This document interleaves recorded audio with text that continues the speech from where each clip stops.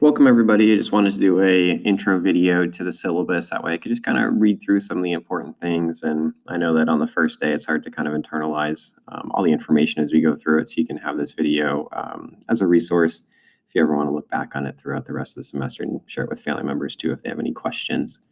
First thing you'll notice is this may or may not be the correct syllabus for you. So if you're in Algebra 2, this is 100% the one. If you're in transition math with me or geometry with me, obviously this is not your syllabus, but this video still applies. The only thing that's different is the actual content itself, but all of my grading procedures are the same and the way to contact me is the same across all of my classes.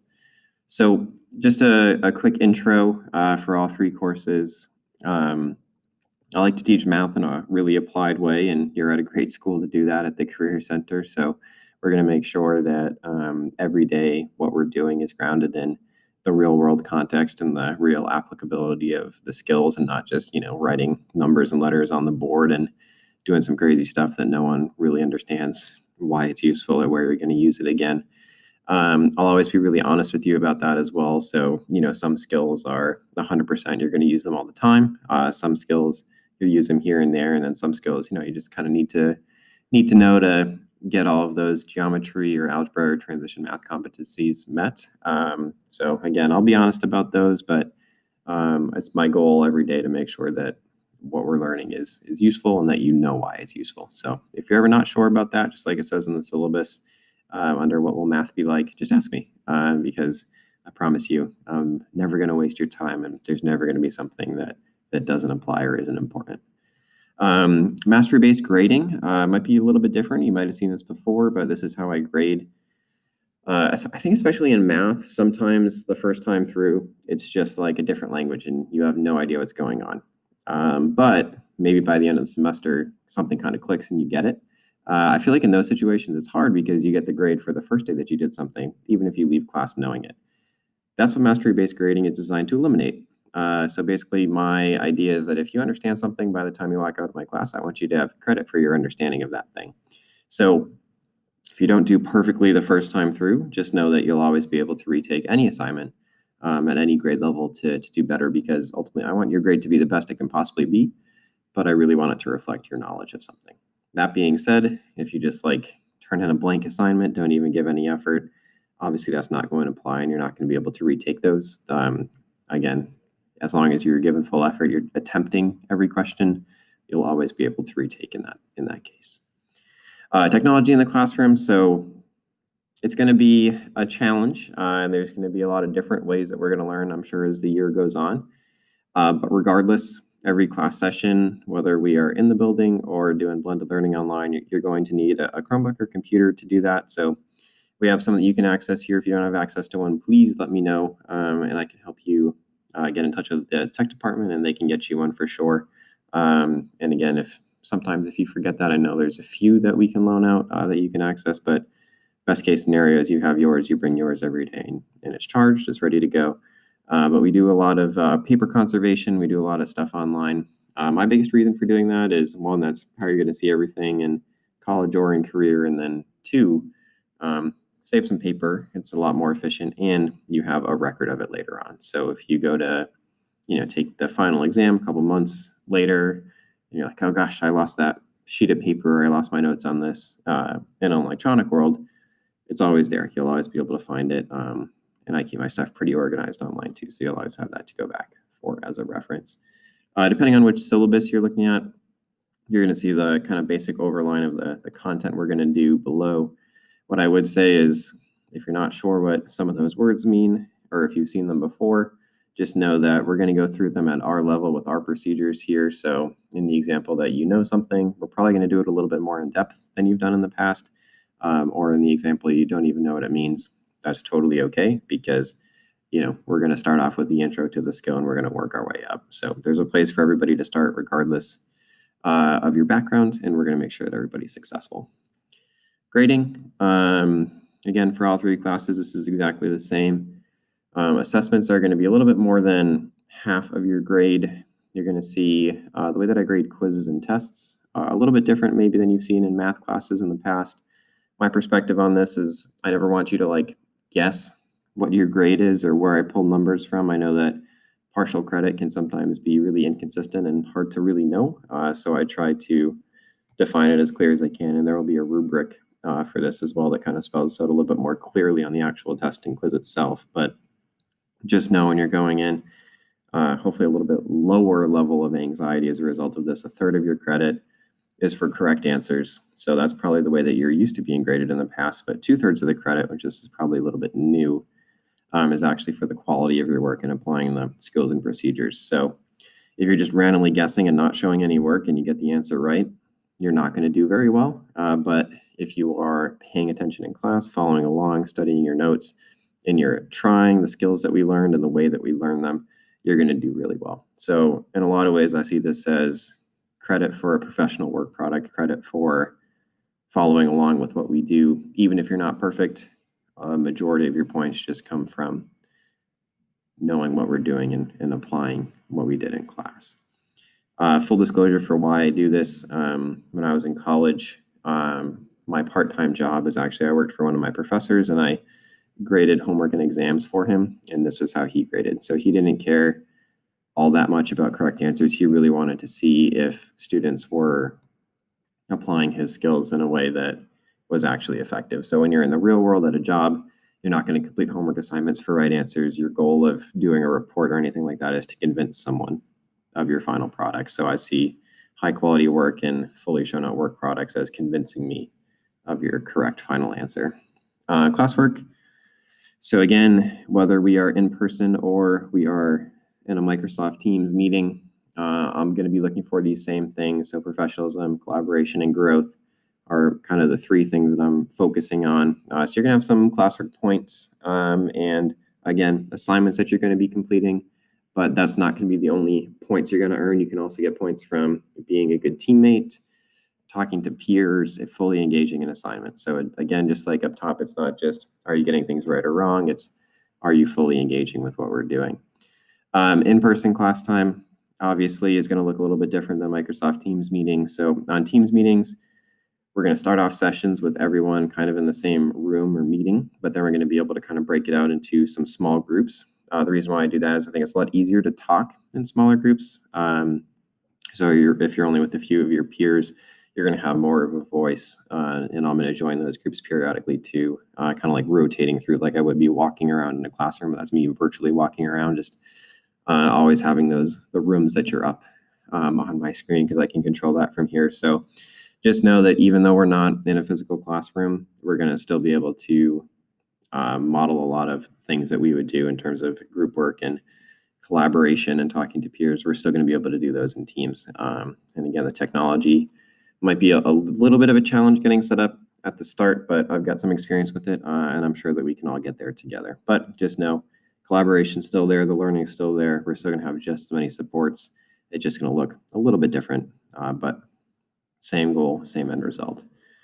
As a final note, when we are in our blended learning model to get your classwork credit points on days where we're not meeting, there is going to be an assignment for those. So the expectation is that if we're meeting on Monday and Wednesday, for example, you're going to have an assignment Tuesday, Thursday, and Friday to get credit for those class periods, even though we're not physically meeting. And again, that's the Career Center policy. That's not something that I'm directly defining, but I support it. I think we should be doing just as much math as we would be doing in school as well. So on those days, to be really clear, 42-minute class period, you're going to have about 42 minutes of work to complete. If on your off day, so on your non-class meeting day, that the assignment that I give you is taking you significantly more than 42 minutes, just please write me an email. I'm not trying to give you hours and hours of work. Either I might have made a mistake or maybe there's a resource I can give you that will help you complete it more efficiently. So again, if it's taking you longer than those 42 minutes to do classwork assignments when we're not actually in the virtual meeting, just please reach out to me. I want to support you. And I want to be really explicit about this. I don't want you taking significantly more than that 42-minute time to complete that work. The next piece, homework. So this is still going to be maintained, again, whether we are in our blended model or we are physically meeting in the building in person. This is going to be just a quick extension assignment from what we do for the day, or it's going to be something that gets you prepared for our next class period.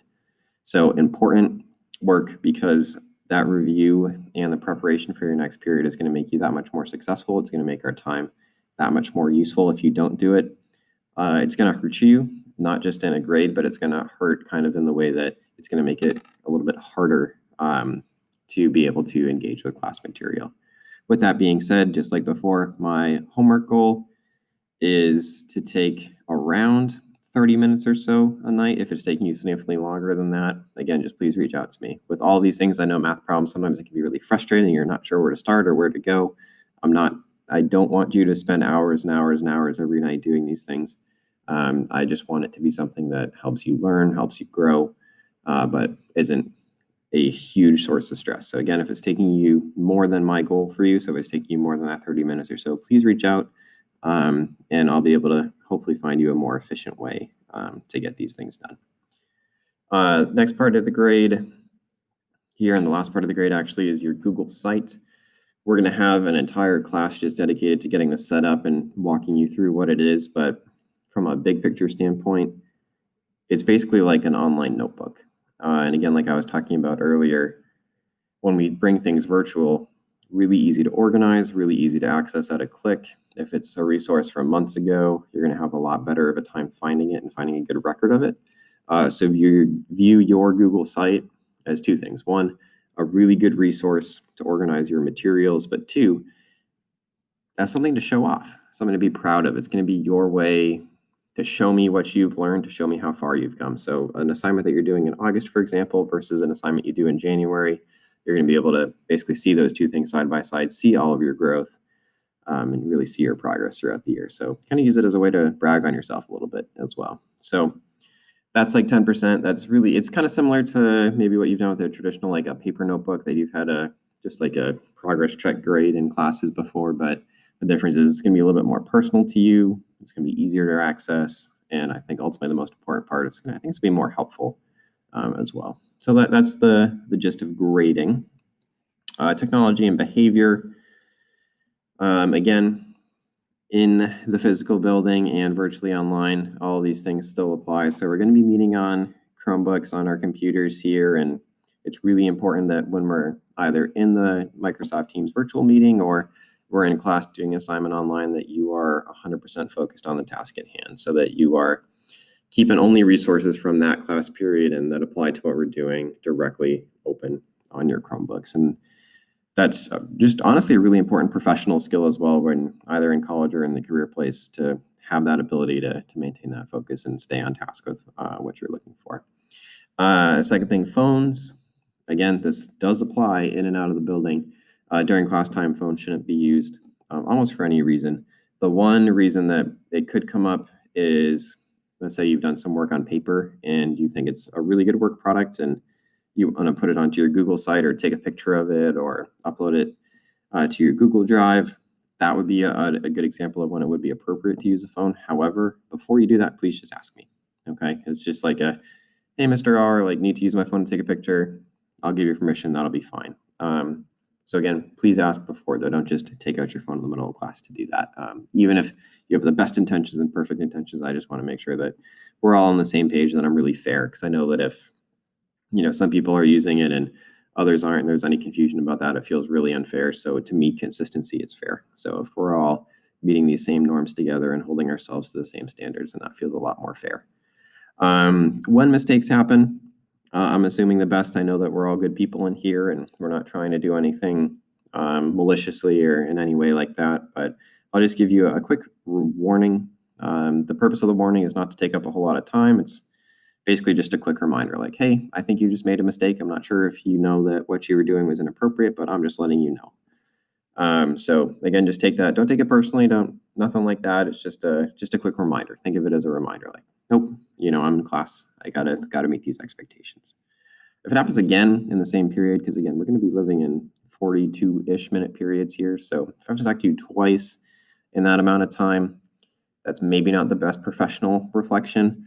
So we'll just have a conversation when that happens. And the goal of that conversation is just success. I want you to be successful. My goal is for you to learn in class, and to feel good and feel welcome and to know what you're doing. So the purpose of that conversation is basically going to be, hey, you've kind of slipped up twice today. I don't want it to happen again. I don't want any consequences to come of this. So let's just talk about how we can meet expectations for the rest of class. I'm on your team. I'm your coach. I'm your cheerleader. I'm supporting you in being successful. But that's kind of my way of a step closer to accountability there of like, before anything happens, I'm here as support. And then if it happens for a third time, so after we have that conversation and something is still happening and we're still not meeting those expectations, then that's going to be a conversation where we're going to have to come up with a solution together of appropriate consequence. So again, my view of consequences is out of fairness, right? If everyone is meeting behavior expectations, but one or two of us are having a little bit of a hard time there, I have to make sure that it's fair to everyone in the room. So there's something that there is going to be a follow-up, whether it's detention, referral, any of those types of things. That's going to be something that we're going to talk about together. I'm not going to clearly define it because I know that it just depends on days and consequences and things like that and behaviors. But for the most part, I think it's really unlikely that we get there.